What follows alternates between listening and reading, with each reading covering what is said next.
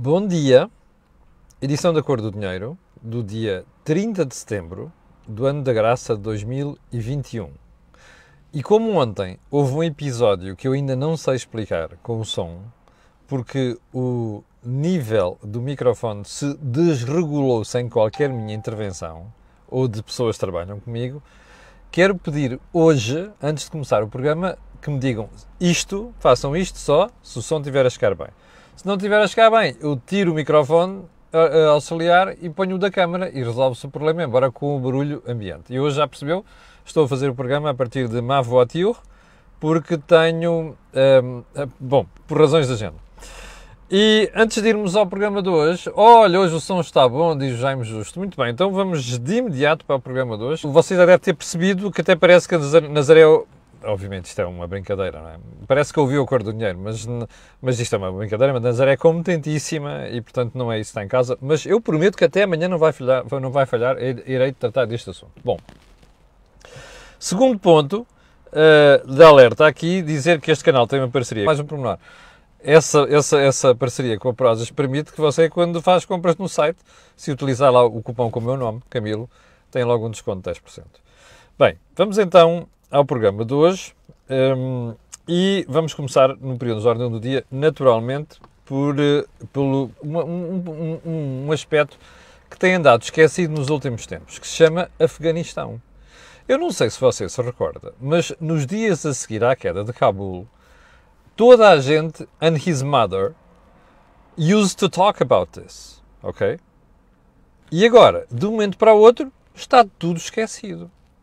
Já ninguém está preocupado com as meninas do Afeganistão, já ninguém está preocupado com a violação dos direitos das mulheres do Afeganistão, já ninguém está preocupado com os tipos que colaboraram com os países, inclusive com Portugal, e ficaram por lá, já ninguém está preocupado em saber se aqueles malucos que governam aquela porcaria, neste momento, limitam isto e aquilo, acesso ao aeroporto ou saídas do país. Ninguém está preocupado com porra nenhuma. Já reparou? Bom, sabe o que é que isto mostra? Até por parte da comunicação social, que a malta vai atrás de soundbites, percebe? Se isto está a dar para sacar umas audiências, muito bem. Se há umas imagens espetaculares de um grupo de gente perdida, completamente perdida, agarrada às rodas dos aviões e nos trens e cai 2000 metros para baixo, fantástico. Quando isto passa de moda, é um sarilho, eles que se lixem, estão para lá perdidos. Isto é vou-lhe dar uma notícia mais desagradável. E vai perceber porquê. Esteja atento à Cor do Dinheiro da manhã. Mas vamos então à história das rendas de casa que estão a disparar. É óbvio que estão a disparar. E estão a disparar porque, imagine, você tem 10 laranjas e tem 100 gajos a quererem comprar laranjas, ok? A coisa pode correr mal, mas se você tiver 5, ou então se você aumentar o número de gajos à procura de laranjas para 200, e as laranjas são as mesmas, o preço das laranjas sobe. A menos que você que está a vender laranjas seja estúpido, não é? É óbvio, chama-se oferta e procura, que é uma coisa que o socialismo e o comunismo continuam a não perceber, apesar desta brincadeira ser 200 years old. Está a ver? É só esta a explicação. Mas depois com mão e comunista, percebe? É assim. E depois ainda fazem assim, percebe? E também fazem assim. Conhece os 3 macaquinhos, aquela figura dos 3 macaquinhos? É a mesma coisa. E a brincadeira dá nisto. Ó meus rapazes e minhas rapazas, ok? Vejam se percebem uma coisa. Quando um político vier com histórias de rendas acessíveis, limitar rendas e porcarias do género, você pode ter a certeza de uma coisa. Você não vai ter casas em número suficiente. Faça este raciocínio. Hoje em dia há net. Quando eu comecei a fazer o jornalismo não havia. A coisa que mais me escandalizou nos anos 90 foi ir a Bruxelas e junto à rampa, não é possível, está a ver? É que as leis que regem a habitação são diferentes. Você não encontra em nenhuma capital europeia a pouca vergonha que você encontra em Portugal neste momento. E isso tem a ver com limitações. Nunca acredite num maluco, e inclusive há gente da direita também, que é a direita socialista, que propaga estas coisas. É o seu interesse, é o interesse deles, ok? Mas como eu lhe disse, amanhã eu vou-lhe dar ainda mais uma notícia e esta ainda mais desagradável, sobre rendas de casa. Bom, ponto seguinte. Aumento do emprego nos próximos meses?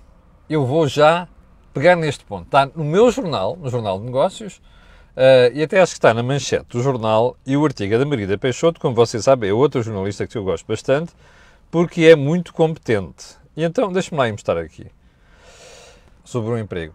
Não se esqueça, no próximo discurso, quando falar disto, dizer, destes 4 setores só este é que cresce, ok? Diga só isso, não diga que o emprego está a crescer. Vá lá, não é mau que esteja a crescer na construção civil, mas depois seja honesto e diga isto tudo. Ponto seguinte, o Bloco e a fuga de rendeiros, já cá faltava. Ontem, aquela inefável Mariana Mortágua veio lá, não, isto tem a ver com o problema de aplicação de penas, não sei das quantas. Epá, olha, sabe, eu desconfio sempre de políticos que resolvem falar depois do problema ter acontecido. Aliás, a Mariana diz que há problema de regulação e cumprimento de penas, é a mesma coisa que eu lhe disse. Bom, não tenho respeito nenhum por políticos que falam depois de dar uma punhalada de punhal florentino nas costas de Mendes Calado, com o patrocínio altíssimo do seu primeiro, chamado António Costa. Bom, a substituição de Mendes Calado estava acertadíssima. Gouveia e Melo era uma das principais pessoas candidatas ao cargo, era. Há quem diga que ainda não estava totalmente decidido e há quem diga que sim. Eu, sinceramente, acho que sim. Bem, o que aconteceu foi, como você viu na praça pública, isto foi uma peixeirada. Foi estilo, olha, coisa tão reles, tão vil, dentro da instituição militar, como este governo acaba de fazer. Bom, mas como você percebeu também, Deus não dorme. Neste caso, Marcelo não dorme.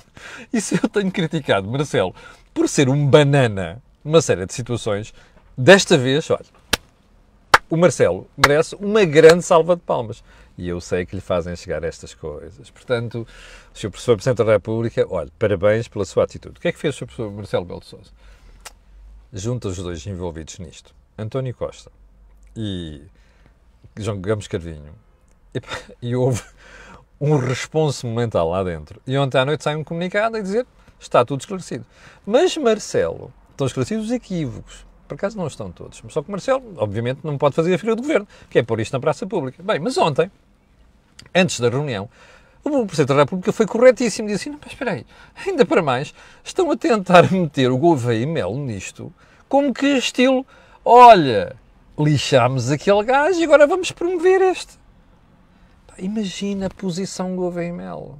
Aliás, como eu disse aqui ontem, e vou repetir, eu espero que Gouveia e Melo passe ao lado disto. Óbvio, se isto estava decidido já há uma série de meses, uma coisa. Agora, o Gouveia e Melo não se podem envolver nesta brincadeira, até porque, como deu a entender o Presidente da República, isto é desvalorizar a figura de Gouveia e Melo. Como não podia deixar de ser. Bom, a verdade é que tudo isto acabou ontem, da maneira que nós conhecemos, com um comunicado que fala em esclarecidos equívocos, mas que significa uma coisa. Estes dois senhores vão engolir o que fizeram. Estes dois senhores, naming, João Gomes Cravinho e António Costa, Ministro da Defesa e Primeiro-Ministro. E, portanto, daqui a umas semanas, quando isto for oficialmente comunicado, o pessoal fica a saber.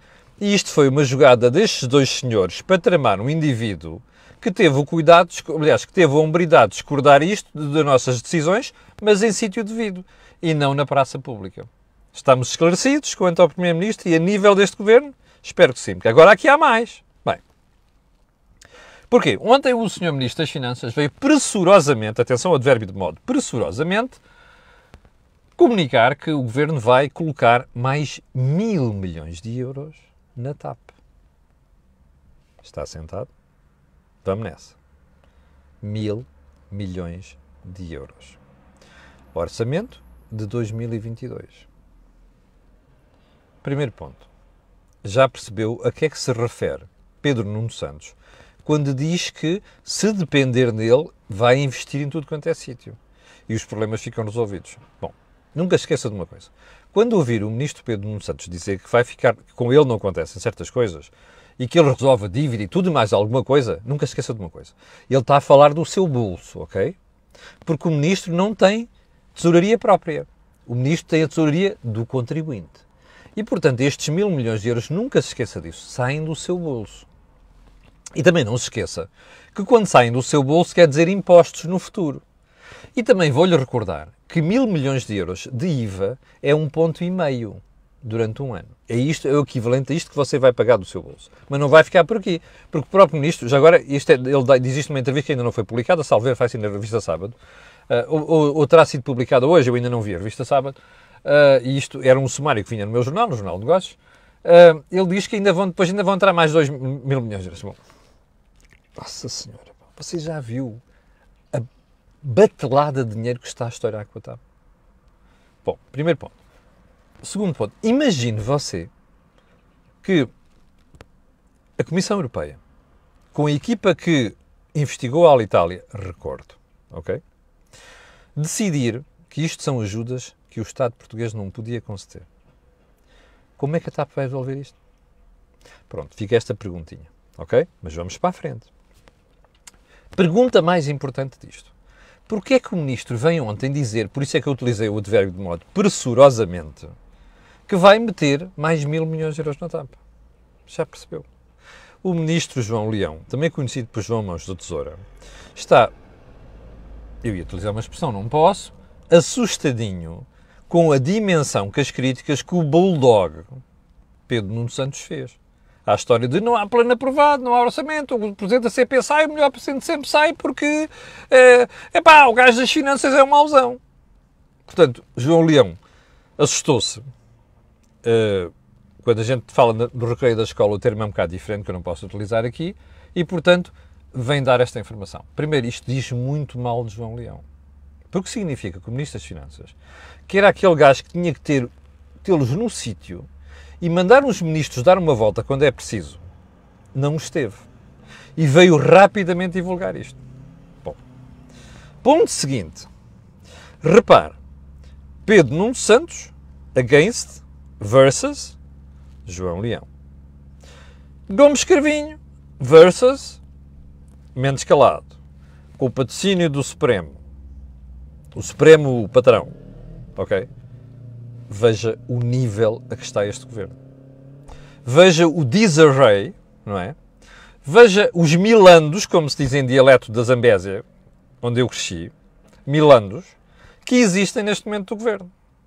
E agora veja como é que você pode ter confiança em decisões de um governo que anda à chapada entre ministros todos os dias. E diga-me qual é a confiança que você pode ter num governo onde o Primeiro-Ministro patrocina uma ação do Sr. Ministro da Defesa de punhalada a punhal florentino nas costas do SEM. Do SEMA. Está a ver o nível a que isto chegou? Há uma pergunta que tenho para lhe fazer, que o Joaquim Aguiar já disse, já colocou, já afirmou no Think Tank de terça-feira. Que é assim, o Primeiro-Ministro não volta a ganhar pé. Ok? O Primeiro-Ministro perdeu o controlo do Governo e perdeu o controlo da agenda. Porque esta descredibilização lança um Governo para o nível tal, percebe? Nível tal, que é difícil, a partir de agora, tentar recuperar. E eu, pessoalmente, não acredito em mais coisa nenhuma do Governo daqui para a frente. Porque este nível de insulto, percebe, de descredibilização e de pontapé em tudo quanto mais aparece por aí fora e que se opõe ao Governo, diz bem do nível desta gente. Esclarecidos. Bom, vamos então a mais um assunto só, que é a fuga de João Rendeiro. Eu ontem fiquei estarrecido, porque a certa altura desvio do futebol, quero dar os parabéns ao Benfica pelos 3-0 ao Barcelona, mas desvio os olhos do futebol para a TV e está a Lourdes Baeta a bater-se com o Carlos do Paulo, advogado de João Rendeiro. Para já quero elogiar o nível e a elevação da jornalista que não quis cair no tom do advogado de João Rendeiro. Mas o que eu registrei ali foi a técnica de advogado que, por todos os meinhos e linguagem de português, tenta dizer que o DIP não fugiu, não sei quê, não sei das quantas, não está em cumprimento de nada, quando foi o João Rendeiro que diz que não está a pensar regressar. Você dirá, também ele pode regressar hoje. E ele é que disse, não estou a pensar regressar, não fui eu, não foi a jornalista, não foi mais ninguém. Portanto, Aquela conversa que ele repetiu várias vezes, isto não para o soundbite, não para o soundbite. É que o soundbite era do advogado, não era da jornalista. Eu, sinceramente, se estivesse no lugar da Lourdes Baeta, tinha perdido a paciência com este fulano, tinha-me tirado a palavra. E mandava-o bugiar, que era o que ele merecia. Porque isto que está a passar é um insulto, percebe, à inteligência dos portugueses. Foi o João Rendeiro, Repeter, em alemão. Foi o João Rendeiro que disse: não estou a pensar voltar. Até me sinto insultado pela justiça. Não fui eu. Ok? Ainda para mais, sabe que para mim, como jornalista, o que é chocante, eu quando dirigi a exame, um dia tivemos um processo, um de vários. Olha, ganhei-os todos. E outros foram arquivados. E tenho pena que um, que era aquele como se eu fosse fugir do país. Bom, foi esta a medida de coação que aplicaram ao João Rendeiro. Foi esta a medida de coação que o juiz do tribunal permitiu que João Rendeiro tenha feito o que fez. Pirar-se daqui. E sabe-se lá onde está. Eu, por acaso, sei para onde ele passou, num dos sítios. E se calhar até um dia destes divulgo isso. Mas, enfim. Onde é que está, não sei. Não vou fazer como jornalista, que já disse que sabe onde é que está. Não sei, não me interessa. Aliás, outro a mim não me interessa. Mas uma coisa é certa. O advogado não pode dizer isto, como disse ontem.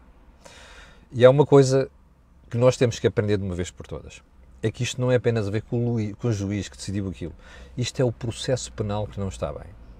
E o processo penal não está bem porque há tantos alçapões, tantos incidentes, tantas formas dos advogados de demorarem as coisas, darem a volta, perderem tempo, deixar passar 10 anos. O processo contra João Rendeiro tem mais de 10 anos. Já ninguém se lembra bem, a censura social desapareceu, percebe?